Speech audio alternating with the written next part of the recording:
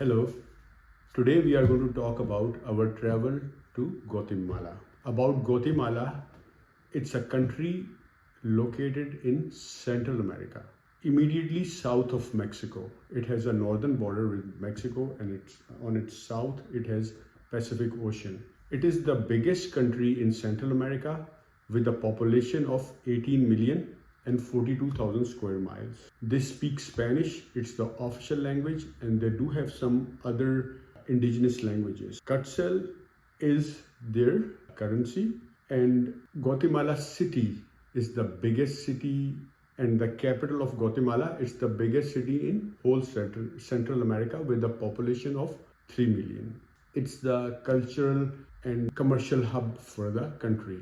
In 1519, Spain took over Guatemala and it became a Spanish colony. They got freedom from Spain in 1821 and it became Republic of Central America. So the 7 countries of Central America was one country at that time.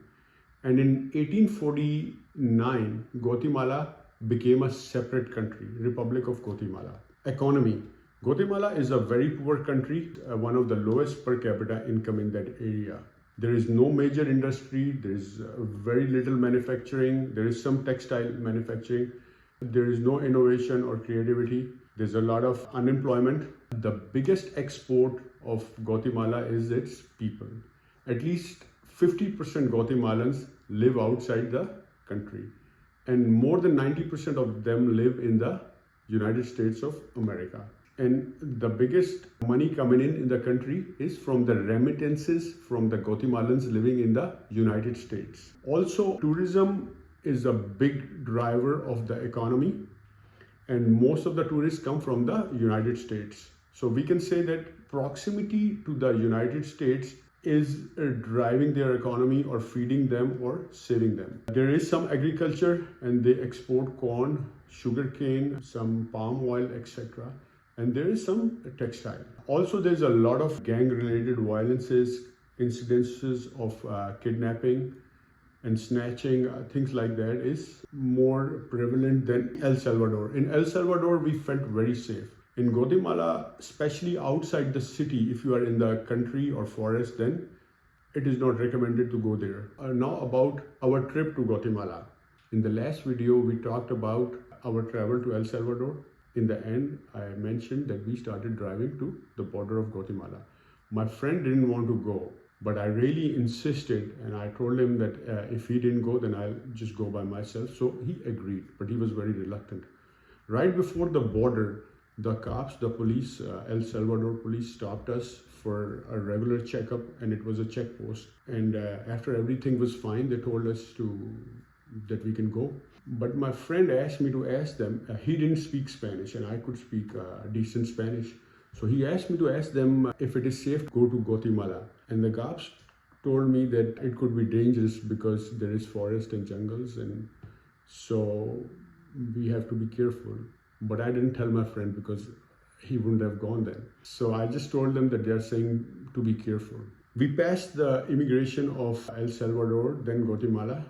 These two countries are divided by a river, and there was a bridge that crosses it. When we entered in Guatemala, there was no road. It was just a dirt road, just wide enough that 2 cars can go one way and the other way. And it was pitch dark. If we turned the headlights off, we couldn't see anything. There was no lights, there was no cars, there was no human being, there was no buildings. We were going through the mountains and the jungles. It was scary, and we didn't see anybody. We did pass through a village or two, which had a couple of shops on the right and a couple of shops on the left, but they were closed. It was around 8:30 p.m. It was not very late, but it was dark. So it was a signal that don't get out after 8:30. Anyway, it was pretty scary. For 40 minutes, we didn't see any car, light, or any person. After 45 minutes later, we reached a village that had a couple of restaurants and a grocery store open. And we stopped there, ate ice cream and drank Coke, etc. And we felt a little relieved. And then after 20 minutes, 30 minutes of further driving, we reached the highway. Then after that, everything was fine. There was cars, lights, everything. And we reached the city, and to our surprise, the city was very nice and seemed very developed. There is a new area which is very modern, and then there is an old city, and then there is some areas where there's a lot of poverty, like slums and stuff. We visited all the areas to learn how people live and to see their living standard, living styles, and the disparity between the rich and poor. We stayed in downtown, so we visited the downtown very well with big buildings and nice areas. And there was a city center, not very far from there. City center is a place where there is a lot of activity, and a lot of government buildings are there. A lot of buildings with the historical and cultural significance and importance. The mentionable buildings is Palacio National, Guatemala, and it is famous for its architecture, and it's a beautiful building, and we were able to go in there and visit it. It was the most important building.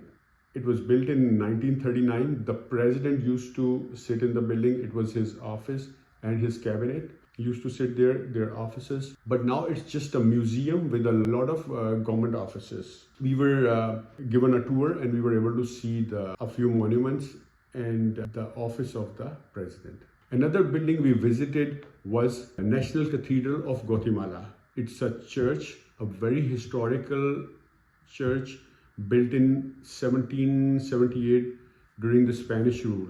This building is very famous for its religious, historical, and cultural importance, and it's a beautiful building with a beautiful architecture, and it attracts a lot of tourists. We also visited a flea market where the vendors were selling stuff on the street, and some of the vendors were selling stuff in the shops.